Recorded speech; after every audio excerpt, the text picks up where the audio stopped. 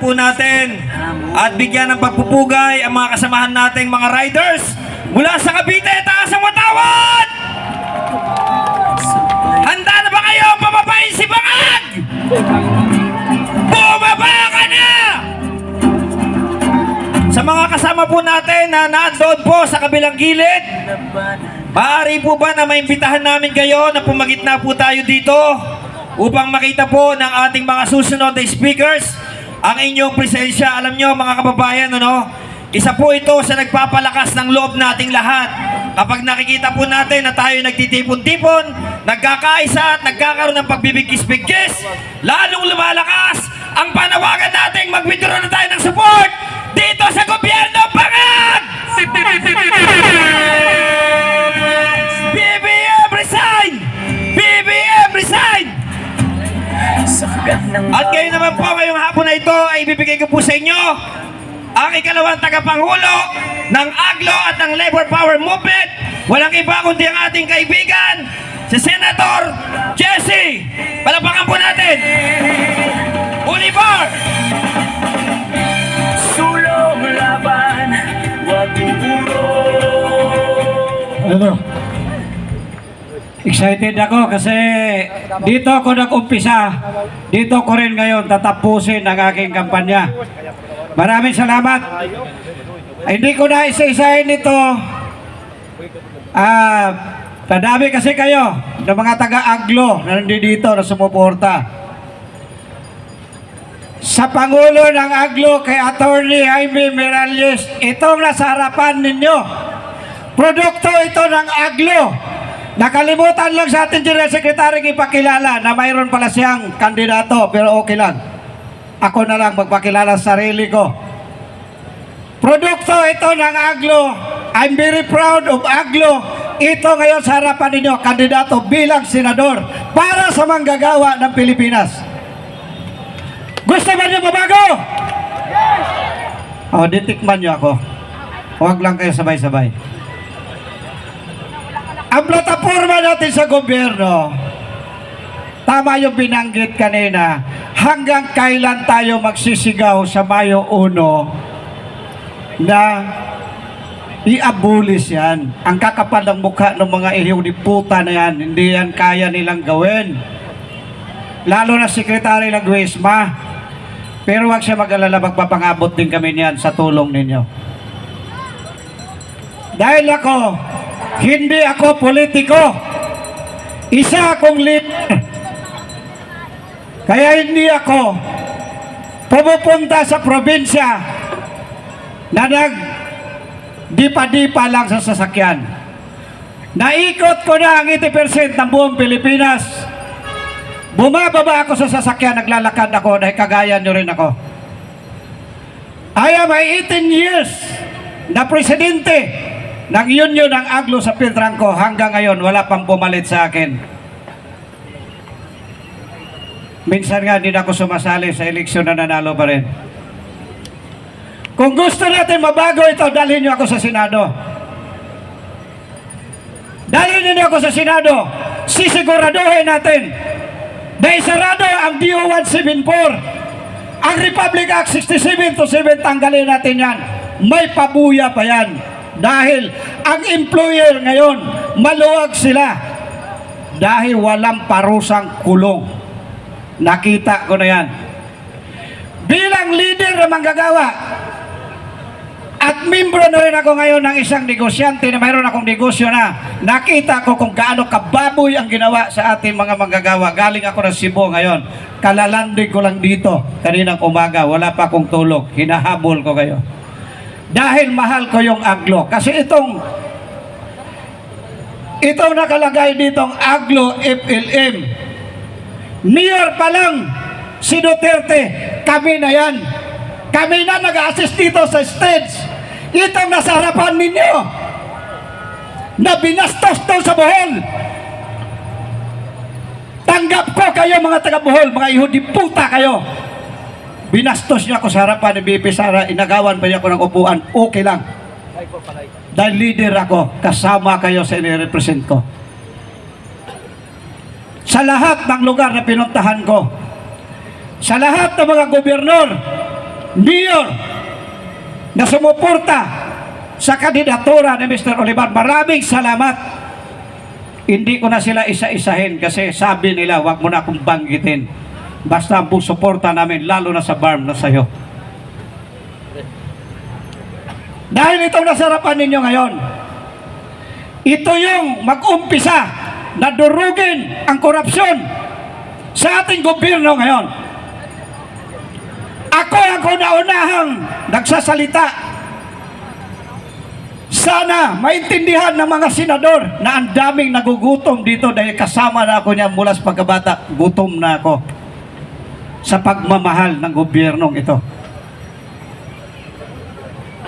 Binaboy na tayo ng todo. Nag-offer ako noon ng kalating sweldo ibibigay sa mga magsasaka. Umikot ako sa buong Pilipinas, hindi pala pwede yun. Dahil lubog na sa utang ang mga magsasaka. Wala nang nagsasaka ngayon dahil sa mahal ng abono. Sasabayan pa ngayon sa 20 pesos daw ang bigas. Galing ako sa Cebu. Siguro ang nakita ng gobyerno ang single parents lang at saka senior citizen at saka PWD. Yun lang siguro ang kakain ng kanin. Tayo hindi. Mga buwisit kayo. Inaabangan nila ako, mayroon akong nabasa na kakasuhan daw ako. Sige, kasuhan niyo ako. Nakahanda naman ako, labas-pasok na ako sa kulungan sa pagtatanggol nitong manggagawa.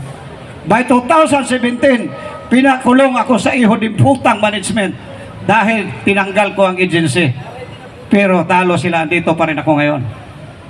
Gusto niyo ba matanggal yung mga agency? Sa Mayo 12, kayo lahat na dito, member ng Aglo o hindi, pati taga-media, pati nandoon sa puno ng kahoy, papayag ba kayo sa Mayo 12, utangin ko ang isang araw ninyo, bubuto lang kayo. Ayaw ninyo pautang sa akin, pasensya kayo kasi uutangin ko yan, wala akong pambayad sa inyo. Dahil itong lingkod na sa harapan ninyo, kaparehas inyo, wala akong pira. Utangin ko yan sa inyo. Yung hindi papayag, hindi ko kayo pipilitin, wala akong pambayad sa inyo. Pero, kung ako pautangin ninyo, hindi kayo magsisisi. Balikan ko ang statement ni Sara sa Bohol, sabi niya, tingnan niyo ang kandidato kung mayroon bang maitutulong sa inyo. Ito, hindi ito pangako, kailangan gagawin. Kadalasan natin na pobre ang gusto utang 5-6. Ngayon, hindi kayo dapat magtataka na ang politiko hindi kayo binabalikan kasi bayad kayo. Bininta nyo boto nyo. Ako, wala akong pambili sa boto ninyo. Kaya utangin ko ang boto ninyo. Isang araw sa pagboto ninyo, iboto man nyo ako sa hindi. Kung papalanin ang sweldo ng 6 na taon ng senador, ang makikinabang yung mga magsasaka natin kasi lubog na sila sa utang. Ibili natin yun ng libre at saka abono para pakinabangan nila. Yun ang solusyon doon sa pagbaba ng bilihin. Hindi yung magdadaldal tayo bukas daw 20 pesos na ang kilo ang bigas. Kalukuhan yan. Kailan natin ipapalugi ang gobyerno? Parang bahay lang yan. Dahil may isang nag-abroad, ayaw na magtrabaho. Antay na lang doon sa ayuda ng anak. Ganon tayo. Kung tayo papalarin, yung mga taga-media na nandyan, nakasabay natin, sila ang kukuha ng sweldo ko, taga-pirma lang ako, ibili natin ng binhi. Para naman sa manggagawa dito, nakasamahan natin, na matagal na itong pinagsamantalaan itong mga agency. Naikot ko na yan sa buong Pilipinas. Tama yung binanggit ni Kaid kanina. Ang dami ngayong establishmento pero walang empleyado kang makikita pero nasa agency.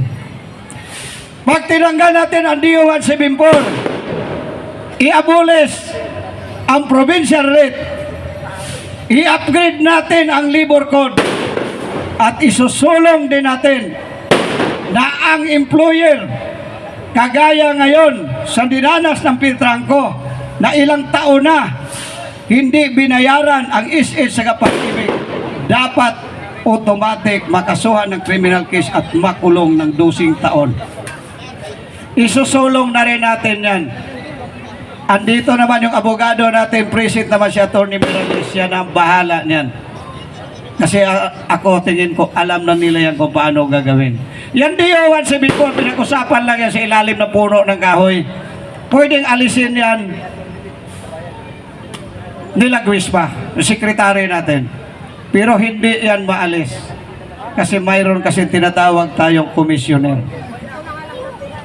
Kawawa yung ating mga manggagawa. Kapag naglunsad ka ng strike, kung walang nagsusuporta, lusaw ang strike. Gagamitan ka ng puwersa. Andyan na yung mga guns. Kaya doon sa strike noong Tagamiga, sinabihan ko sila, dagdagan nyo lang ng lakas ng buo ng loob ninyo. Dahil hindi ako nasa likuran ninyo kung hindi nasa harap ako. Igagayad ko kayo. Hindi kayo mapapahamak. Ang dami na nating pinuntahang strike. Number 1 na tayo dyan. Yung mga taga Silver Star nandito ba? Nandito yata yung mga taga Silver Star. Nandito rin yung mga taga DLTV. Kasama yan sa pinuntahan namin noong pinakulong noong mga employer. Ngayon, andito na. Nakabalik sa trabaho at hindi na nakasuhan. Pero doon banda sa likod, sabi nila ayaw nila ipautang yung boto nila. Gusto nyo yata nung may bayad, bahala kayo sa buhay ninyo. Kung ibintan yung boto ninyo, nasa inyo yon. Hindi naman ako ang magtitiis kayo. Tuturuan ko lang kayo na gusto. Kapag nagkamali kayo ngayon, sa lokal 3 taon ninyo yung paghirapan. Pag nagkamali kayo sa nasyonal, 6 na taon. Pero ako tingin ko siguro, baka ito na ang katapusan sa kahayupan ng lahat. Kasi sa lahat ng pinuntahan ko, puro naman gusto nilang makarating tayo sa Senado. Kasi gusto naman nilang ipautang yung kanilang boto. Ang isusukli ko niyan, babalikan ko yung nagpautang para ibayad yung sweldo ko. Iyon ang collateral ko sa inyo.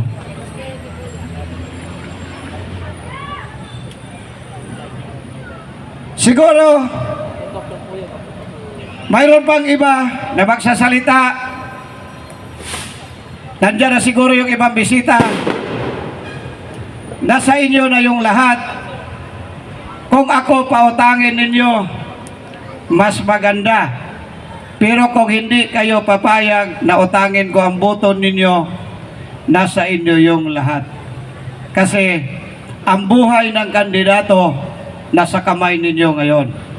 Dalawa lang naman ang pwedeng kainatnan sa kandidato.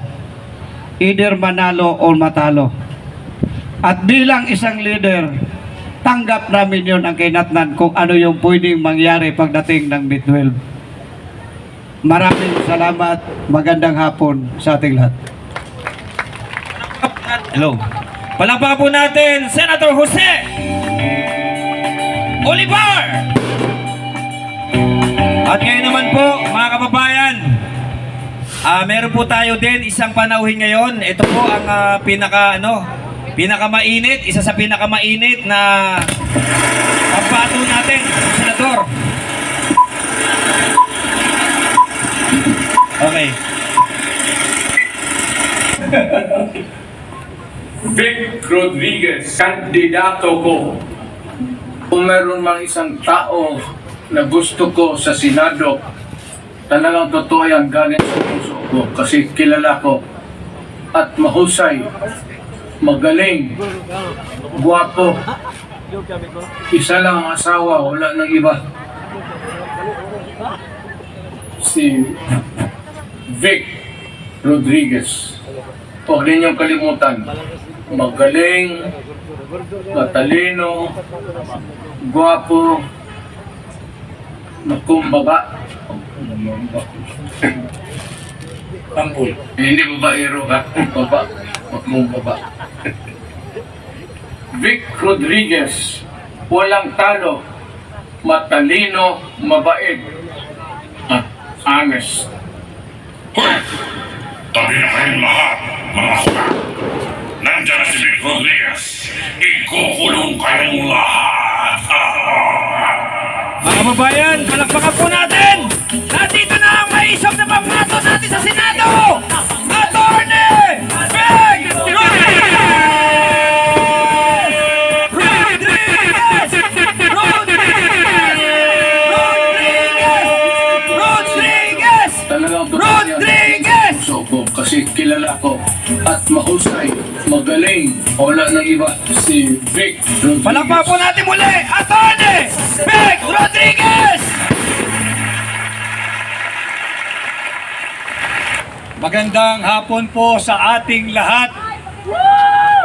At tanggapin ninyo aking mga kasamang manggagawa ang aking pakikiisa, pagbati, paggalang ngayong araw ng mga manggagawa.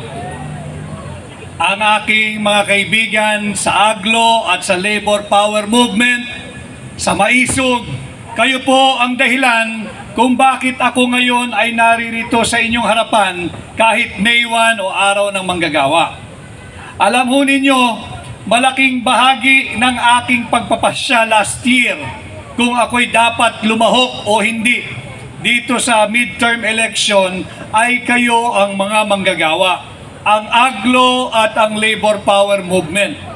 Sapagkat sa aking pagkukonsulta, ang lagi nating nakakasama, of course, si Attorney Jimmy Miralles na aking kaibigan, kinonsulta ko po ang iba't ibang sektor.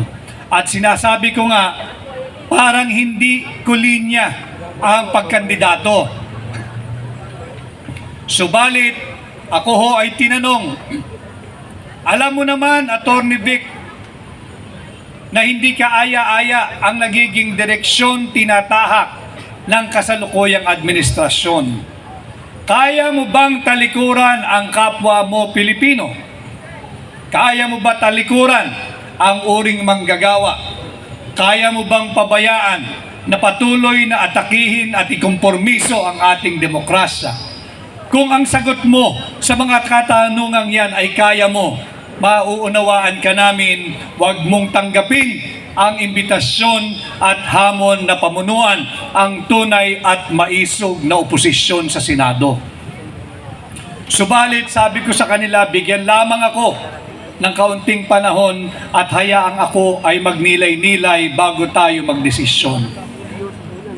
Sa aking pagninilay-nilay, ang aking sagot sa tatlong mabibigat na katanungang yan, hindi ko kayo kayang iwanan at hindi ko kayo kayang talikuran. Kanya ako ay naririto ngayon kumakatawan sa inyo. Ako po muli ang inyong kaibigan, Attorney Vic Rodriguez, number 56 sa balota, Senador ninyo, Pilipino, Abogado, Maisog. Ilang araw mula ho ngayon ay magtatapos na ang ating kampanya at ilang araw mula ngayon ay halala na. Napakinggan nyo na rin ho siguro ilang ulit ang aking mga nais gawin o layunin bilang senador ninyo. And I would just like to take this opportunity being in front of you this afternoon, first to give my respect to all of you, mga manggagawa, dahil ngayon ay araw ninyo. Pangalawa, upang ipaalala sa inyo what is at stake for our country this midterm election. Tuwing May 1, dapat ay selebrasyon. Tuwing May 1, dapat ay nagdiriwang ang mga manggagawa. Subalit ilang taon paulit-ulit nakakalipas. Nagdiriwang ba ang uring manggagawa tuwing May 1? Palagian ang pagkilos ay paalala at panawagan sa pamahalaan kung sino mang administrasyon, iisang hiling, mapabuti ang estado ng uring manggagawang Pilipino dito sa sarili nating bansa. Halos 10 milyong Pilipino ang nangibang bayan dahil walang oportunidad o dili kaya kung meron man, mababa ang sahod ng mga manggagawa. Hindi sapat at hindi sasapat sa araw-araw na pangangailangan nating mga Pilipino. Halimbawa, dito sa Kalakhang, Maynila, ang minimum wage natin ay 645. Kung titingnan natin yung cost of living ng isang pamilya, kulang na kulang yung 645. Dito na yan sa Metro Manila. Imaginein natin kung ano ang buhay ng ating mga kapwa Pilipino at kapatid na manggagawa sa labas ng Metro Manila. Bagamat ilang ulit ko ring nasabi na bilang senador ninyo, aking isusulong na magkaroon sana at dumating sana yung panahon na yan na magkaroon na ng pagkakapantay-pantay pagdating sa rate ng sahod ang mga nasa Metro Manila at nasa probinsya. Ito'y hindi magiging madali sapagkat gusto nating ipantay ang sahod ng mga manggagawa sa probinsya at Metro Manila. Subalit, titingnan din natin ang kakayahan na matugunan yan ng ating mga partner sa labor force. Ito namang mga mamumuhunan. Habang humihingi tayo ng karampatang benepisyo, dagdag sahod, hindi naman natin ninanais na wasakin, sirain at maging lugi ang ating mga partner, yung mga mamumuhunan, sapagkat mawawalan din tayo ng trabaho. Ang dapat nating pagtuunan, patuloy tayong manawagan sa gobyerno, sa administrasyon ni Bongbong Marcos. Tama na ang akap. Tama na ang AYIX. Hindi tugon yung 20 pesos kada kilo ng bigas na available lamang sa Cebu. Inaamag daw. Ang kinakailangan ng Pilipino, hindi akap, hindi AYIX, hindi yung pakitang tao na ibinababa ang presyo ng kilo ng bigas sa 20 pesos dahil lamang panahon ng halalan. Ang mga Pilipino, tayong lahat ay may dignidad, may dangal, may respeto sa sarili. At hindi tayo for sale. Ang kailangan nating mga Pilipino, ang kailangan ninyong mga manggagawa, proteksyon sa pamahalaan.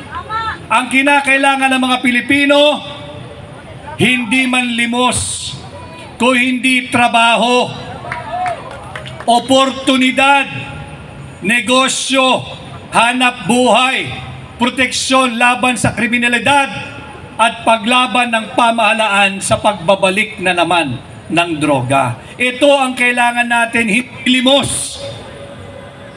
Hindi tayo nanlilimos sa pamahalaan. Magagaling ang Pilipino. Ang patunay, halos 10 milyong Pilipino ang nagtatrabaho sa labas ng ating bansa. In demand ang ating labor force. Halos 1 milyong Pilipino taon-taon ay nangingibang bayan at nakakapaghanap ng trabaho.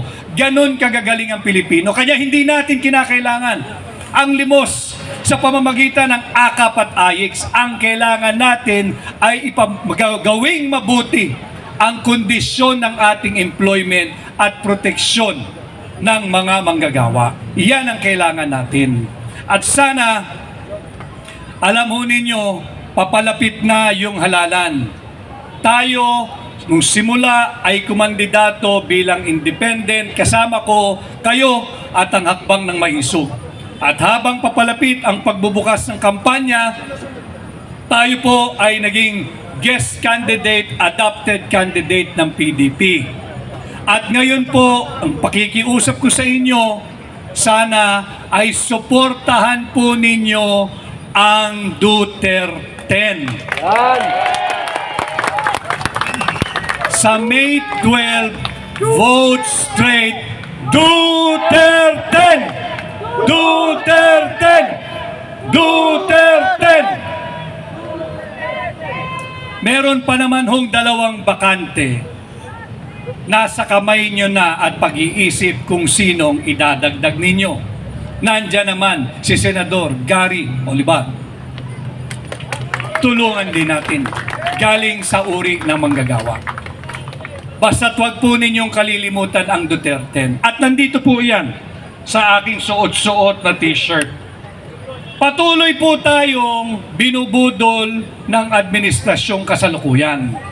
Naghahandog ng 20 pesos kada kilo ng bigas sa Cebu. Ang tanong po natin, magtatatlong taon na kayo sa pwesto, bakit ngayon lang? Bakit ngayong panahon ng halalan? Bakit sa Cebu lang? Sa Cebu lang ba may naghihirap na mga Pilipino? Paano yung mga Pilipinong hindi kayang bumili ng makakaing bigas dito sa Metro Manila at sa buong Luzon? Paano yung mga naghihirap na Pilipino sa Southern Tagalog? Paano yung mga mahihirap nating kababayan sa Mindanao? Wala ba silang karapatang magkaroon ng access diyan sa murang bigas na matagal nang ipinangako ng kasalukuyang administrasyon? Atin silang singilin. Ito yung mga usaping panlipunan na dapat maggabay sa inyo sa pagpili natin ng ating mga bagong leader ngayong May 12, 2025. At huwag din ninyong kalilimutan, patuloy nating ipaglaban ang ating kasarinlan, ang ating soberanya. Huwag ninyong kalilimutan, noong March 11, ang kapwa natin Pilipino ipinagkanulo ng sarili niyang gobyerno na ang pangalan ay Rodrigo Roa Duterte at ginawang mistulang alay sa mga naglalaway na banyaga diyan sa ICC. Sariwain natin yan. Nang sa ganon, pagdating ho ng May 11, day before the election, sariwain ninyo yung kaganapan ng March 11. Sa May 11, hindi po malayo mula ngayon, ay magdadalawang buwan na. Mula nung pinagkait nila sa kapwa natin Pilipino, minsan naging mabuting Pangulo si Pangulong Rodrigo Roa Duterte kung paano linapastangan ang kanyang karapatan bilang Pilipino. Huwag nating pahintulutan ang patuloy na mga panghihimasok ng mga interes ng banyaga o dayuhan sa pamamalakad sa ating bansa. Nanganganib ang ating demokrasya. Ngayon, araw ninyong manggagawa, kinakailangan ipaalala ko sa inyo, pagkatapos nilang sinalbahe ang pagkatao ni Pangulong Rodrigo Roa Duterte, nanganganib patuloy ang ating demokrasya. Sa paanong pamamaraan? Pilit na nakawin ng iilang elitistang kongresista ang posisyon ng pangalawang Pangulo mula sa inyo, 32 milyong Pilipino na siyang nagpahiram. Tunay na nagpahiram ng inyong sagradong mandato at boto kay Vice President Inday Sara Duterte. Ating labanan itong huwad na impeachment complaint. At magagawa lamang natin yan kung tutulungan po ninyo ang katulad kong aplikante, bilang manggagawa ninyo, bilang boses, tinig, tenga at mata ninyo sa Senado kasama ang Duterte. Punuin po natin ang Senado ng mga Duterte upang malabanan natin yung huwad na impeachment complaint. Tulungan po natin, pahintulutan ninyo ako Banggitin ang pangalan ng ating mga kasama sa Duterte or sa PDP o yung Pilipinas Duterte pa rin. Tulungan ho natin, dalhin natin sa Senado ako sa Duterte si Senador Philip Ipe Salvador. Ang ating pong bansa ay may sakit. Kinakailangan natin ang talino at galing at pagmamahal ng isang totoong doktor, hindi yung nagdudoktor-doktoran na magaling magdoktor sa proseso ng papel sa gobyerno. Dalhin natin ang totoong doktor sapagkat may sakit ang ating bansa. Tulungan natin si Senador Marites Mata. Tulungan din natin. Biktima rin ito ng karahasan na nagmumula sa sarili niyang pamahalaan. Nakita natin na hindi rin irespeto pati ang simbahan. Tulungan natin, dalhin natin sa Senado ang number 53 sa balota, Senador Pastor Apollo C. Quiboloy. At mahalaga, nalalaman nung mga aplikanteng katulad ko, ano ba ang trabaho ng mambabatas? Ang mambabatas hindi dapat busy sa pamimigay ng akap. Correct. Ang mambabatas hindi dapat nakikialam sa pamimigay ng AIX. Ang mambabatas hindi parti ng trabaho nila ang magmudmod ng ayuda. Ang mambabatas hindi dapat pinakikialaman ang pondo ng PhilHealth. Ang trabaho ng mambabatas ay gumawa ng batas, magbalangkas ng batas, mag-amyenda ng batas. Kanya kinakailangan po dalhin natin ang aking mga kapwa abogado sa Senado na si Attorney Senador Raul Lambino. Tulungan din natin isa ring abogado, Attorney Senador J.V. Hinlo. JB Hinlo, number 30. Tulungan din natin, hindi lamang musikero, magaling na musikero, magaling na abogado, dalhin natin sa Senado, Senador Jimmy Bondoc. Number 10. At bahagi ng Duterte, matagal na ito season, veteranong mambabatas, magaling na abogado. Panahon na upang i-promote natin mula Kongreso, iangat natin sa Senado si Senador Attorney Dante Marcoleta. Number 38. Dalhin din natin muli, matapang, maisog, lumaban sa sindikato ng droga. Bato. Lumaban sa mga kriminalidad. Ibinuwis ang kanyang buhay, nanindigan at may tunay na pagmamahal kay Tatay Digong. Muli nating dalhin sa Senado, ibabalik natin sa Senado, itaga ninyo sa Bato, Senador Bato de la Rosa. At siyempre, sinong hindi makakakilala sa tao ang tanging bisyo ay magserbisyo. Ang number 1 sa mga survey ngayon bilang senador, huwag nating hayaang madaya. Balik natin sa Senado si Senador Bongo. Ito po yung Duterte.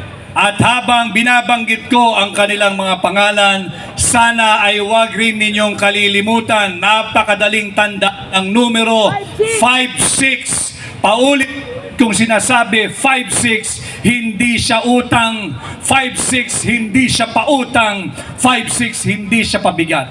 5-6, tratuhin natin na kolektibo nating puhunan upang maprotektahan ang uring manggagawa patungo sa mabuting lipunan. Number 56, ang inyo pong lingkod, Attorney Vic Rodriguez. Rodriguez! Rodriguez! Rodriguez! Rodriguez! Rodriguez! Rodriguez! Rodriguez! Ilang araw na lang naman ho, minus today, 9 days na lamang, napakalaki po ng Pilipinas, hindi ko pa napupuntahan ang napakaraming lugar, subalit hihingi na rin ako ng tulong ninyo. Matagal na po akong nagpapasuri, nagpapakilala, nagpapatimbang, nagpapasukat sa napakaraming Pilipino. Isa lamang ang aking hiling. Kung sakasakali po na kung sa tingin ninyo na si Atty. Vic Rodriguez na nakatayo sa inyong harapan ngayon ay karapat-dapat at nararapat mapahiram ng inyong sagradong tiwala at mandato, sana ho ay tulungan ninyo akong mangampanya for this last 9 days remaining ng kampanya sa inyong pamilya.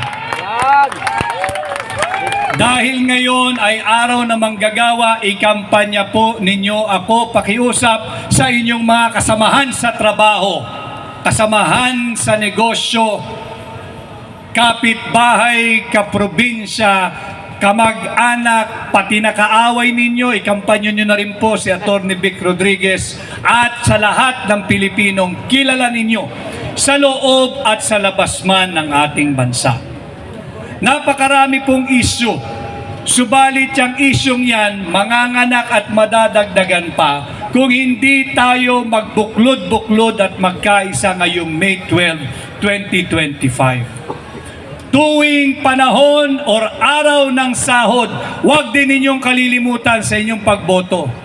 Hindi pa natin nahahawakan yung pinaghirapan natin ng labang araw. Hindi pa natin nahahawakan yung ating sasahurin. Bawas na yung ating mandatory contribution sa PhilHealth. Meron po tayong pera dyan sa PhilHealth. Ngayong taon, nasaan ang ating mandatory contribution na talaga namang binabawas sa ating sahod bago pa man natin makuha yung ating pinaghirapan tuwing kinsenas at katapusan. Huwag ninyong kalilimutan, zero funding, zero budget ang binigay ng administrasyon ni Bongbong Marcos ngayong taong 2025. Huwag rin ninyong kalilimutan, kinuha yung 60 billion pesos pondo ng PhilHealth last year. Huwag natin itong papalagpasin, atin silang singilin. At ito'y magagawa natin pagdating ng May 12, iparamdam natin ang galit at hagupit ng sambayanang Pilipino gamit ang ating mga boto, gamit ang ating balota. Yan po sana ang maging gabay natin ngayong May 12, 2025. Muli ho, kinakailangan natin ng sapat na bilang. Kinakailangan natin ng sapat na numero sa Senado upang mapagtanggol natin ang nanganganib nating demokrasya. Sa pakikialam ng banyagang interes o banyagang impluensya. Kinakailangan ho natin ng sapat na bilang, sapat na numero sa Senado upang maitama natin ang maling direksyong tinatahak ng kasalukuyang administrasyon. Alam ho ninyo, pag mali ang direksyong tinatahak ng gobyerno ng kasalukuyang administrasyon, hindi po tayo pare-pareho makakaasa na tayo'y makakarating sa ating nais na destinasyon. Subalit may panahon pa. May panahon pa at ito po'y malapit na. Sa May 12, pakitulungan po ninyo. Vote straight Duterte. Duterte! Duterte! Duterte!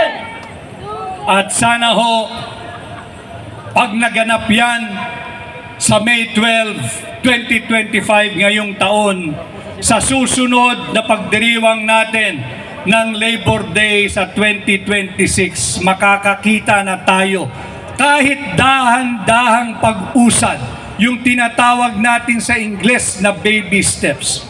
Okay na yun, basta't makikita natin umuusad patungo sa kung paano pa mapabuting higit ang kalagayan ng mga Pilipinong manggagawa nang maiwasan na natin yung halos 1 milyon taon-taon na ating mga kababayan na napipilitan na obligang lumabas ng bansa, maghanap ng trabaho, nawawasak ang pamilya, nagkakahiwa-hiwalay ang anak sa magulang at ang magulang sa mga anak. Mapabuti natin paunti-unti ang estado at ang kalagayan ng manggagawang Pilipino. Wala naman pong magic o silver bullet o isang magic pill na pag ininom natin, magbabago na lahat at mapapabuti natin ang sistema. Ito'y produkto ng ilang taong pagpapabaya. Subalit, kinakailangan na tayong magbuklod-buklod at sa May 12, ipadama natin, uulit-ulitin ko. Ang kinabukasan ng ating bansa, ang kinabukasan ng pamilya ninyo, ang kinabukasan ng bawat pamilyang Pilipino ay nasa kamay ninyo. Nasa sa inyo kung nais nating mabago at baguhin ang maling direksyong tinatahak ng Marcos administration. Gamitin natin ng tama ang ating karapatang bumoto ngayong May 12, 2025. Muli ho, ang aking pakiusap, tulungan ninyo, lumabas po kayo, hatakin ninyo ang inyong mga pamilya, ang inyong kapitbahay, bumoto ng maaga sa May 12, 2025 at sa pagboto ninyo, vote straight Duterte. Duterte! Duterte! Duterte! At muli ho, ngayong hapon, tanggapin ninyo ang aking paggalang, pagrespeto at pagbibigay kilala sa sakripisyo ninyo. Meron na namang usapin sapagkat grabe maglustay ng pondo ang Marcos administration. Binubusog sa AKAP at AIX. Basta't meron pong magbibigay ng AKAP at AIX, ako na ho ang nagpapayo sa inyo. Ako na ho ang nakikiusap sa inyo. Pag may nagbigay ng AKAP, may nagbigay ng AIX, may nagbigay ng ayuda, pakiusap ko, tanggapin ninyo. Dahil yan ay pera ninyo. Pera ng taong bayan yan. Hindi yan pera ng Malacanang. Hindi yan pera ng mga tiwaling politiko. At sa pagtanggap at pagkuha natin ng mga AKAP at AIX, ayuda o anumang suhol, wag ho kayong atanggap. Wag ho kayong tatanaw ng utang na loob. Hindi dahil tayo ay mga katulad nilang ingrato, kung hindi dahil mulat na ang ating kaisipan na yan ay pera natin at hindi pera ng mga tiwaling politiko. At sa pagkuha natin ng pera natin ng AKAP at AIX, huwag po ninyong isasangla kahit panandalian o dili kaya'y ibebenta ang inyong dangal, ang inyong dignidad, ang inyong pagkatao, ang inyong boto at kinabukasan ng pamilyang Pilipino. Yan po ang ating maging gabay ngayong May 12, 2025. At muli po, sa aking pagharap paulit-ulit sa inyo at sa napakaraming Pilipino, napakarami nating kaibigan mula sa traditional media at new media, yung social media, sa pagharap ko po sa inyong lahat, saan man panig ng Pilipinas at saan man panig ng mundo. Ulitin ko ho, ako'y kusang loob at malayang nagpapakilala, nagpapasuri, nagpapatimbang, nagpapakilatis. At kung sakasakali po, sa gagamitin ninyong sukatan at batayan, ako'y papasa o pasado at maaari ninyong mapahiram ng inyong sagradong boto at sagradong mandato. Huwag po ninyong kalilimutan, number 56 sa balota, Attorney Vic Rodriguez, Pilipino, abogado, maisog, senador ninyo. Maraming salamat at magandang hapon po sa ating lahat. Mabuhay Attorney Vic! Rodriguez! Walang talo. Rodriguez! Mabait. Rodriguez! Honest. Hoy! Tabi